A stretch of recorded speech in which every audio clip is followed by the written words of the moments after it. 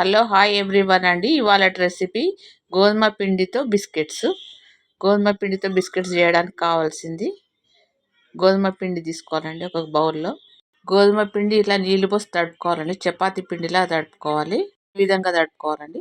ఇప్పుడు చిన్న చిన్న ముద్దలు చేసుకోవాలండి.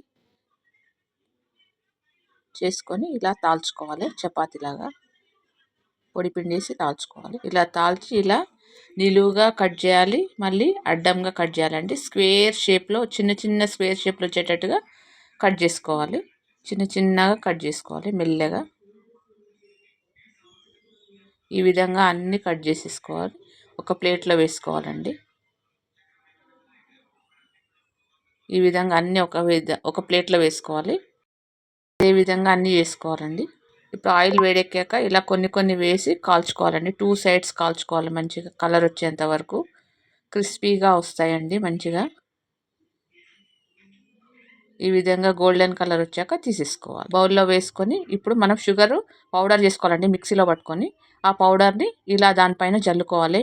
ఆ బిస్కెట్లపై చల్లుకుంటే మంచిగా వేడి మీదనే చల్లుకోవాలి. బాగా పట్టుకొని అలా తిప్పాలండి. ఇలా గోధుమ బిస్కెట్ రెడీ అండి. ఈ వీడియో చూసి మీరు కూడా ఇలా చేసుకోండి. Please subscribe. Thank you.